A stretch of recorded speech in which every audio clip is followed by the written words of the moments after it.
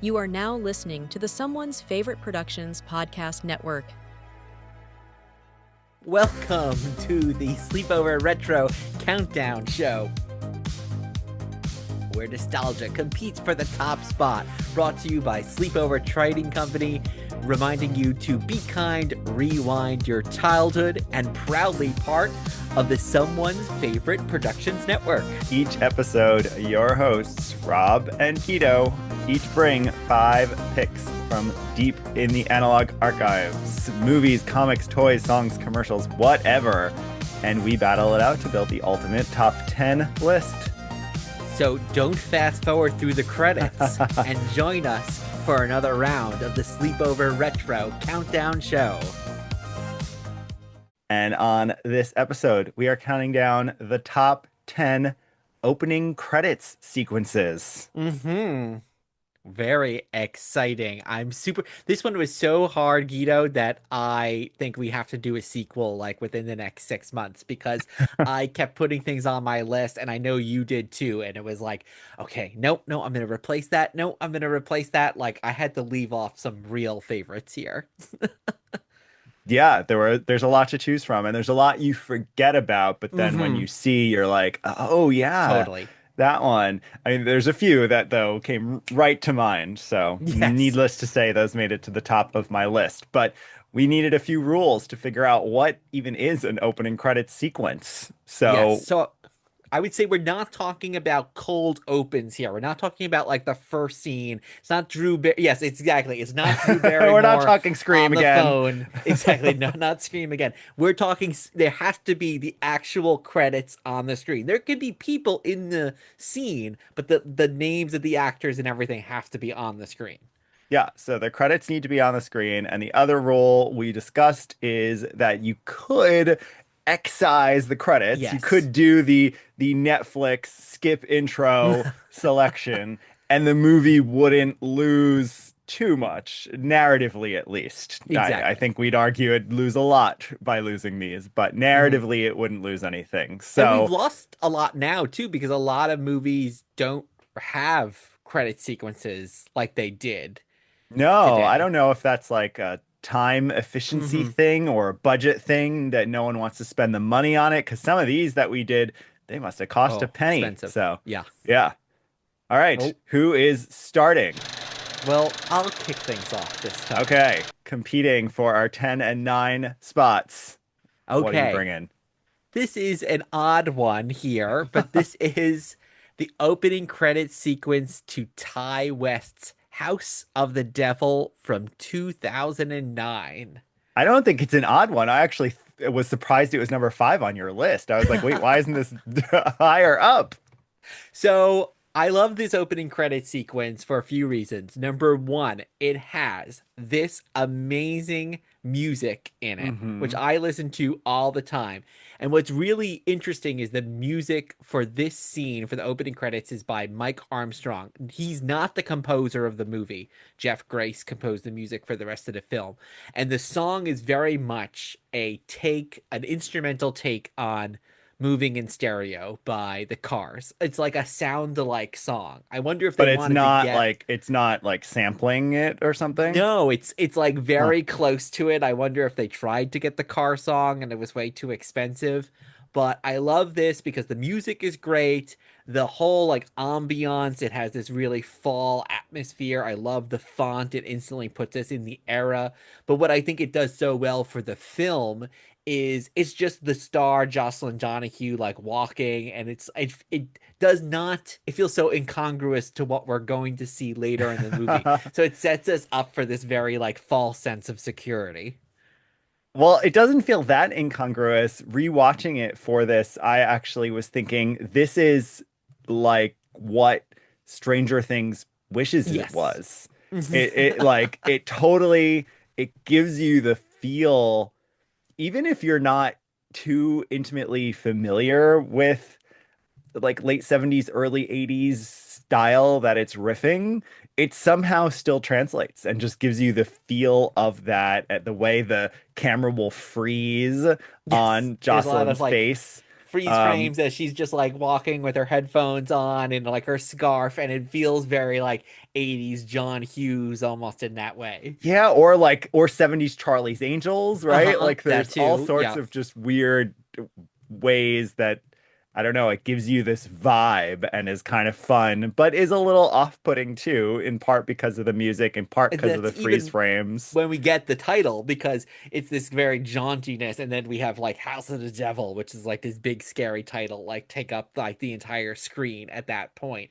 So it is like, oh wait a second, why is this music playing for a movie called House of the Devil after we've just seen a scene of her looking at a house, like looking about to rent an apartment? It just does not feel like we're, is that the House of the Devil? It doesn't look too scary. It's not. But Yeah, yeah. So this is a really good one. I enjoyed rewatching it, and as you know, I went to college with Jocelyn, so it that's was funny to watch her face be freezed on. exactly.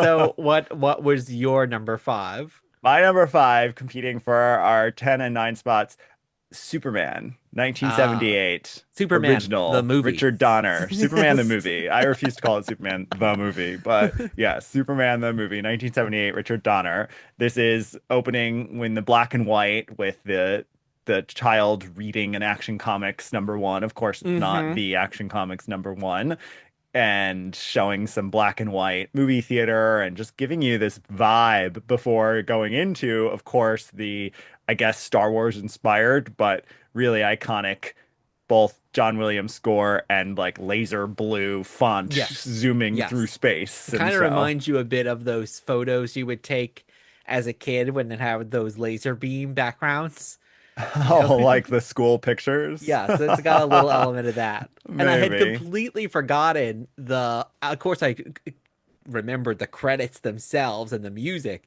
but I completely forgot that preamble with the kid reading the comic in black and white because it instantly makes you know, okay, what we're about to see on screen is going to be a little cartoon-ish. It's going to be a little bit Yeah. in the world of comics. It is a good tone, again, a good tone setter, which I guess is one of the goals of these opening credits Hmm. sequences. And I think Donner said he wanted to kind of pay homage to the forms Superman had come in before, which of course were black and white Mm. television serial, radio show, and comic book. So that's why it feels kind of out of place. But you're right, it does also tell you what's about to come. So I think that's a pretty iconic sequence.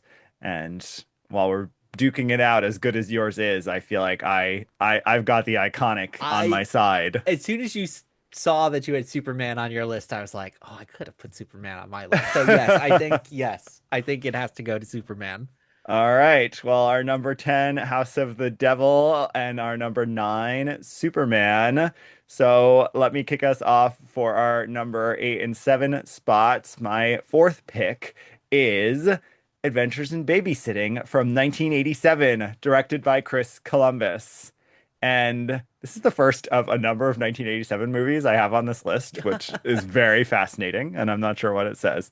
But this is a sequence with Elizabeth Shue getting ready for the date that kicks off the whole movie, and she's lip syncing to "And Then He Kissed Me" by the Crystals. And I love this sequence. I love this movie. As a kid, I loved this scene, and I remember I taped this movie off TV and I missed the first like 30 seconds. And so I was always so angry at myself that I didn't have the full sequence of Elizabeth Shue lip syncing because she looks great. It's just a really fun sequence. I don't think it actually does too much tone setting. It doesn't really carry any weight for the movie, I'd say, but it's just really fun and I love it. So I had to include it on here. What did you think when you rewatched the opening sequence? Because you had never seen this movie till I made you watch it too. Yeah, though it's what's funny is we had just rewatched it pretty recently, and I did not remember that this was the opening sequence to the Because movie, it even is a though, little out of place, yeah, yeah. but it doesn't feel bad out of place. But it doesn't, again, it's not like it doesn't give you any explanation of the movie or anything. No, and I was even thinking like, wow, is this girl in the 80s listening to this song from like the mid 60s? But I guess yes, sure. And it's Yeah, got it was like a little nice retro big for her. Yeah, and it's got big 80s-esque font as well, like this like yellow and blue and like pinks in the font as well. So I think it's a super fun way to start the movie in general. Like it yes, it doesn't give us the tone setting that some of these others might, but I think it just feels fun and it feels so natural in that way that yeah, you just can't help but enjoy it. No, and love her. I mean, I Mhm. I I loved her as a kid watching this, and part of it is this sequence that made me love her. So And yeah. I saw this will not be, you said we have multiple 1987 movies. I also noticed that this will not be the only Deborah Hill produced film on our list because the late and legendary producer Deborah Hill produced Adventures in Babysitting. Well, there are some people who I guess just put their fingerprints all over opening sequences. I almost put one of her other movies in my top five and I took it out. So she must have really cared about an opening sequence. All right, what is your number four competing Okay, for well, these I felt like spots? I had to have something by the legendary Saul Bass, who was Yes. this amazing title designer all the way up until like Casino in the 90s, but really big in the 60s with Hitchcock movies, Hmm. especially. But I didn't go for one of the Hitchcock movies I could have, but I went for something that's like super fun. And I think it's kind of the text of some of the ones that I know you're going to have on your list later, Yeah. which is Yeah. this is the title sequence to It's a Mad, Mad, Mad, Mad World from 1963. And what did you think of this? Because I don't know if this is a movie that you have watched or you're And that's super by familiar Stanley with. Kramer. Yes, of course I've watched it. Oh, okay. So, yeah, this one's really fun. I knew there did have to be a Saul Bass, and this one is more narrative. Some of his are more atmospheric, I'd say. This one is more narratively focused, and it's so long. I mean, it's like It is three very minutes long. long, which is wild. So it This movie is almost also like 4 hours long, and it is. Maybe after that's the why they figured don't rush it. after we get through the cast, which is like it's a giant, massive cast, the next credit is aerial direction. So you just know that this is a long movie when the next credit is just crediting the guy that was shooting stuff from like a helicopter. So Yeah. But it does, like you said, it tells the story somewhat. It obviously not literally beat for beat, but it almost functions as like a Looney Tunes cartoon or very like an Looney animated Tunes. Yeah, short. Like you could just pull this out as a short and watch it you and could. enjoy it, and it would Yeah. fit in Merry Melodies or any of the Tex Avery Mm-hmm. stuff. So it's fun, and yeah, the Saul Bass style is so distinct and so 60s, so Yes, Mad very Men 60s. era. The music, which is by Ernest Gold, very 60s as well. One thing I love about it is like Spencer Crate Tracy gets the first opening credit by himself, and then we get like the main other actors in this movie. Because if you don't know, the movie is about a bunch of people trying to find buried treasure, which is very much played out in the opening credits. But what's cool is in the next group of people with like Sid Caesar and Ethel Merman and Jonathan Winters, at one point each of their names gets to be put at the top. So it starts in alphabetical order, and then the names keep getting switched around because like they're all super egotistical. And then we ultimately get each person has their name at top billing in this next section, which is just like a fun little detail they did, probably to also appease the massive egos of all these giant comedians that were in this movie. Yeah. So this is a fun one. This is iconic, and it has to squeak past Elizabeth Shue, I'm afraid. Although I like that I have a 60s reference, you have a 60s reference. That's true. That's true. Yeah. All right, so our number eight is Adventures in Babysitting. Our number seven is It's Mad, Mad, Mad, Mad, however many times World. And what is your number three pick competing for five and six? Okay, we recently rewatched this after the passing of the late Catherine O'Hara, and I was reminded by how great a title sequence this is. This is the opening credits to Beetlejuice from 1988. Yeah. And yeah, just so good. And I mean, so many people probably are familiar with this one, but those kind of sweeping shots of the town, and then as we kind of if you watch it now with close eyes, but you realize that it's never the actual town. The whole thing is this model, Oh, which of see, I course was going to ask you that. I don't think I agree. I think it's hard the to actual tell. town, and at some point, It switches into the Tim model. Burton's switches it to the model. Yeah, But what because I was it's thinking is, so perfect looking, and by the time you get to mm, the house in the model, you can tell like the grass is actually that green sand mm. on the town model. But it's seamless, which is the cool part about it. However it's Yeah, working, it's because I was seamless. thinking they made the whole thing the model because no town actually looks like that.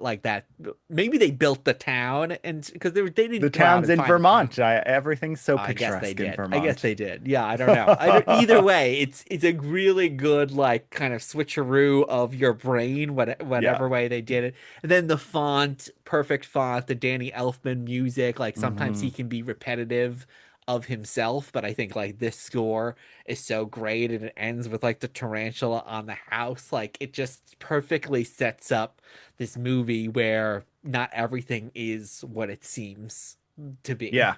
I agree. I agree. I think it's a great one, and I was glad to see it on the list. And also horror. Like, look at this. We kept matching each other without even Yes. realizing it. Comedy So, horror, I would say, right? comedy horror. My number three pick was a last minute choice because I was reminded, like, oh my God, this is totally an opening Hmm. credit sequence. Is the Rocky Horror Picture Show, 1975, by Jim Sharman, of course, famously starring Patricia Quinn's lips and mouth Yes. and sung by Richard O'Brien. And it is so iconic. I mean, this is probably, I guess, for people like you and me, this is the most iconic on all of our lists, really, because those lips are the marketing campaign, they're the Oh, yeah. licensed products. I mean, they're everything, but it's so good. I, this is tone setting for the film because, of course, the lyrics of the song, science fiction double feature, are perfect and give you a sense of what this movie's doing and why it's doing it.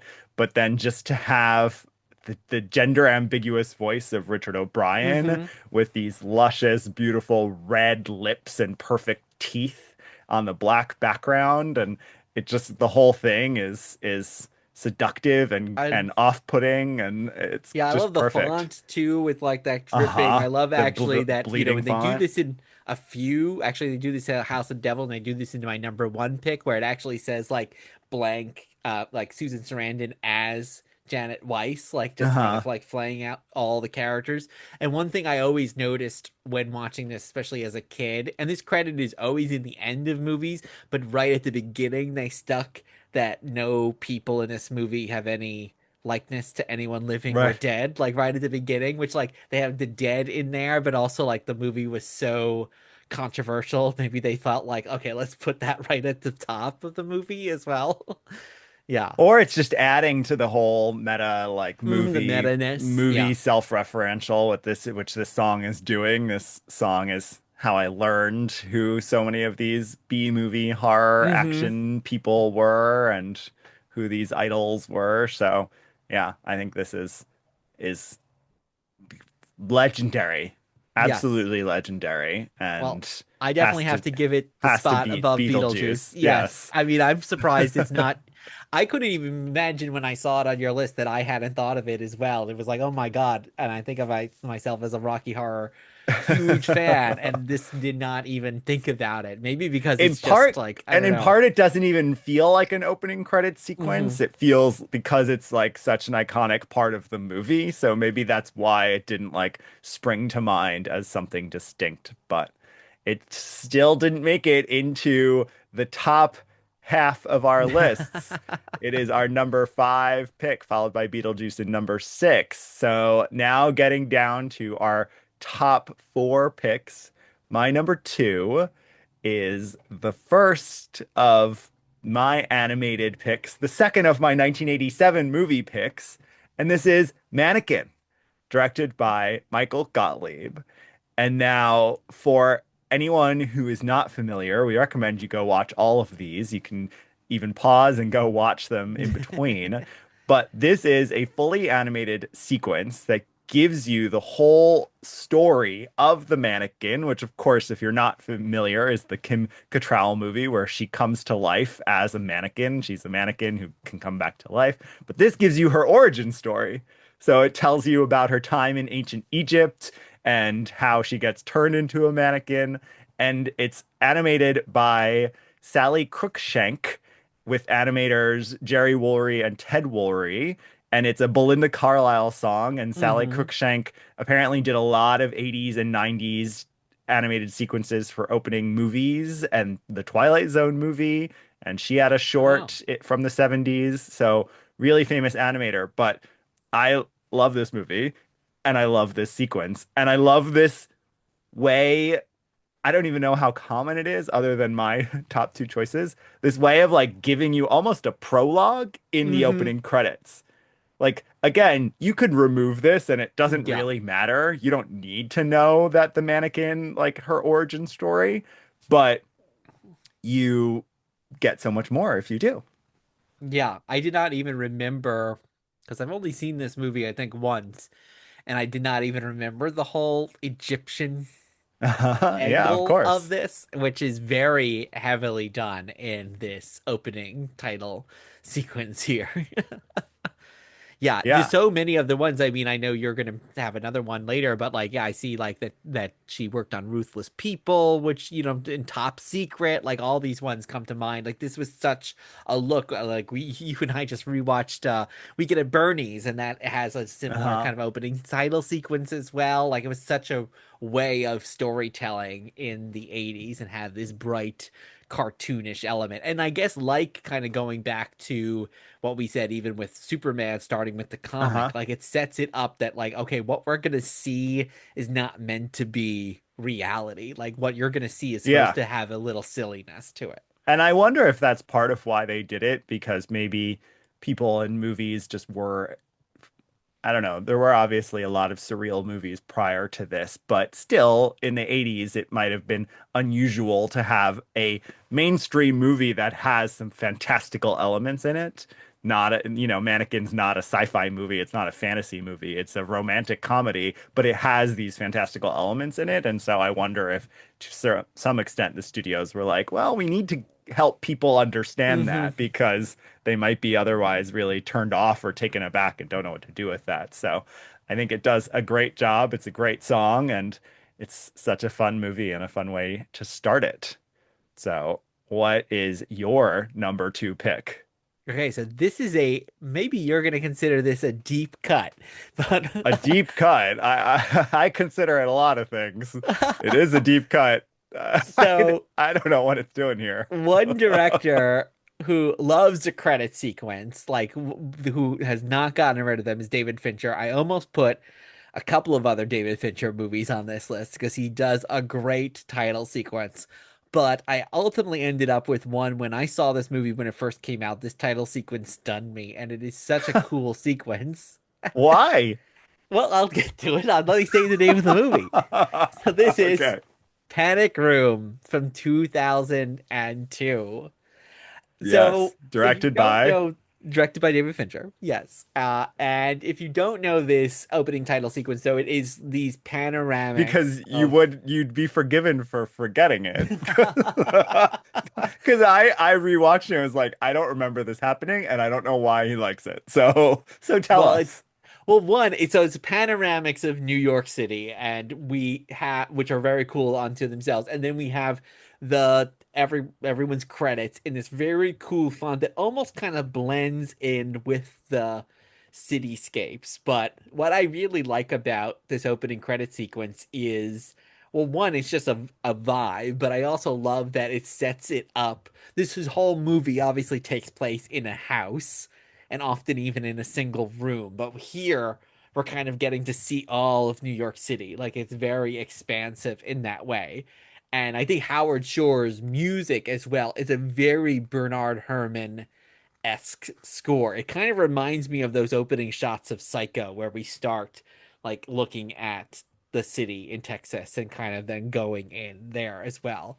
So I don't know, it Yeah. gives me this very kind of claustrophobic feel at this while being actually expansive. And then I just think like the font and just the way it blends in with everything is so cool. There's even a All right. whole special feature on the DVD just about About this it. title sequence. It's So a cool people love it. idea. It's just in terms of the movie, I guess I get what you're saying. It's the name is in the building, but I don't know. Maybe in part I was distracted by the 2000 aughts like CGI font, and I was like, this is weird looking. It's very computer generated. I kind of But love that aspect of it though. I think it just like it's the equivalent of that time period of the Saul Bass cartoony I style of guess the so. 60s. I Like it guess instantly so. gives you time and place. And I haven't seen this movie probably in 20 years. I So really it made me I want to guess if I rewatch this movie rewatched too. this movie, maybe the title sequence would mean a Yes. little more to me. Then when Uh the rest of the cast comes up and it's like Ann Magnuson and Ian Buchanan over, and I then it's like, Patrick whoa, Bauschow, I was Patrick like Bauschow. I know. I Not to know. mention Dwight Yoakam is like a killer, so it's yeah, a lot of fun. All right. So where are we placing these? Well, I think based on your reaction, we have to put Mannequin above Panic Room. All right. All right. So here we are in our top spots. What These are are you some competing these are for some our brawlers here. And number one and number two? I know.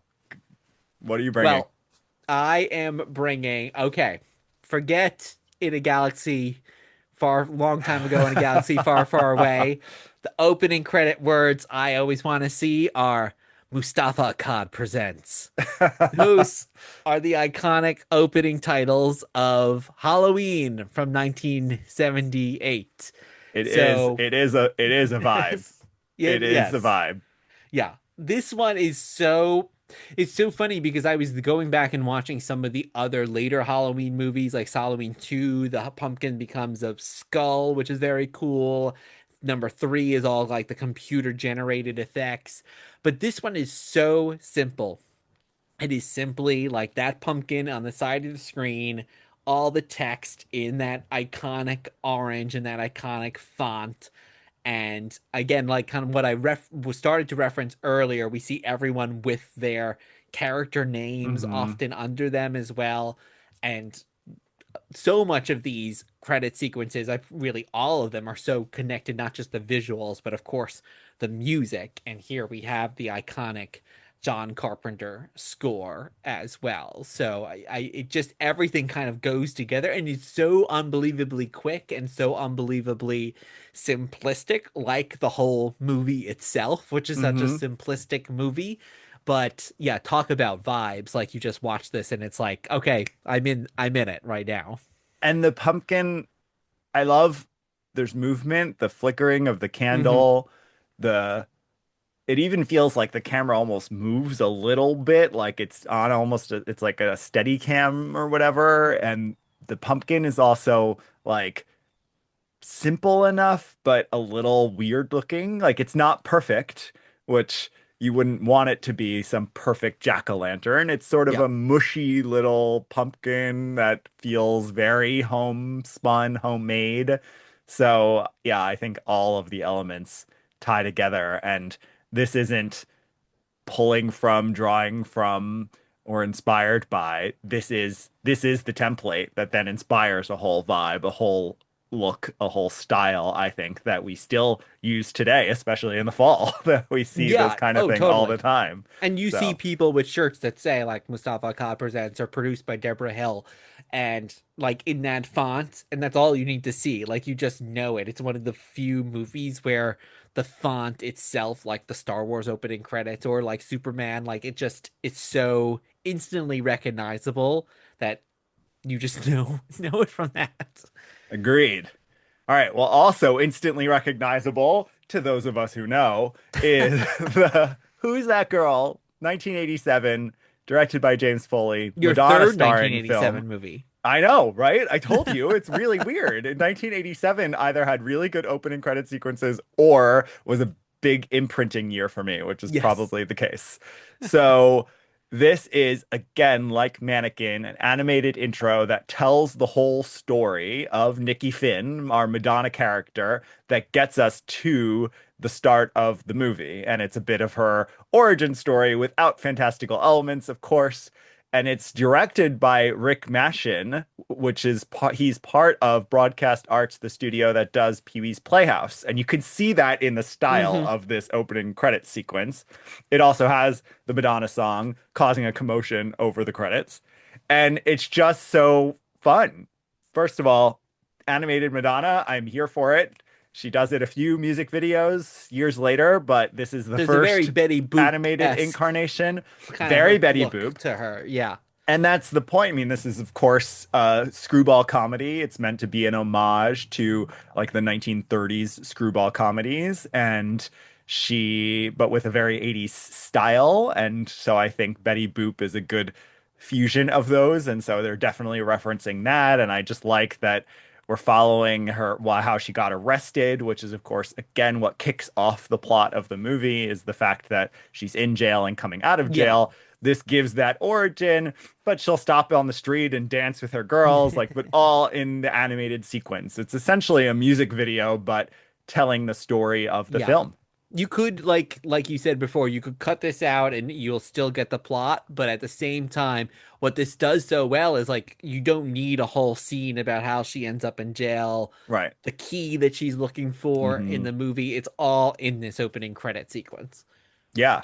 So again, I love this. I think probably also why these animated sequences stand out to me and stood out to me as a kid is, as someone who loves comics or as someone who loved cartoons, this is a big Hollywood movie with a cartoon in it. So it almost feels like when they would have the cartoons before the feature. I was thinking that. I wonder if that was part of the inspiration here, the Roger Rabbit era, where, you had you had a fusion of animation into Hollywood's studio movies, both with these opening shorts and within the movie itself at times. And so I love this. I think it's perfect, but it's number 2. I'm glad we didn't have to fight it out there. It was okay. So, yeah. Wow. Well, what a list. And you're right. We barely scratched the surface. Oh my gosh. I'm not even saying the other ones because I'm saving them all for our future. No, there are plenty. I know we even talked about we could go decade by decade. We could do this so many different ways, but we went with a broad sweep. Well, why don't you give us our top 10 then? Yes. Number 10, House of the Devil. Number 9, Superman, the movie. Number 8, Adventures in Babysitting. Number 7, It's a Mad, Mad, Mad, Mad World. Number 6, Beetlejuice. Number 5, The Rocky Horror Picture Show. Number 4, Panic Room. Number 3, Mannequin. Number 2, Who's That Girl? And our number 1 opening credit sequence, Halloween. Woo! I'm gonna lock you in a panic room and just show you the panic room sequence over and over again. Yes. Well, that wraps another round of the Sleepover Retro Countdown Show, proudly part of Someone's Favorite Productions Network. Go check out some of the other shows on the network for movie lovers of all kinds. And this show is being brought to you by us, Sleepover Trading Company. You can follow us online at Sleepover Trading or go to sleepovertrading.com. Yeah, and come visit our shop in Catskill, New York. Browse through the Video Visions shelves, rent something, and relive the days when you would go get a pizza, get a movie, and sit on the couch. And watch some opening credits. Be kind. Rewind your childhood. Hey everybody, this is Ryan from the New World Pictures podcast, where we're on a mission to watch every movie ever made by New World Pictures. With me as always is Mark. Every movie? Every movie! Every movie? From the Roger Corman cult classics like Battle Beyond the Stars, and the super weird stuff you never even heard of like Eat and Run. Makes your tongue want to say, hey, it's nice in here.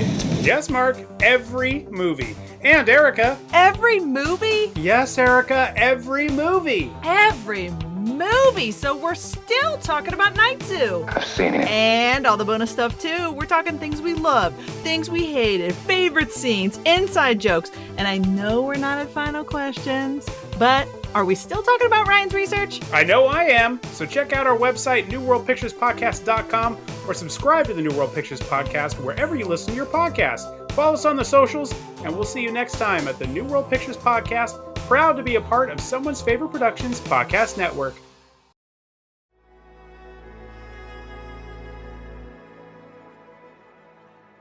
Thank you for listening. To hear more shows from the Someone's Favorite Productions podcast network, please select the link in the description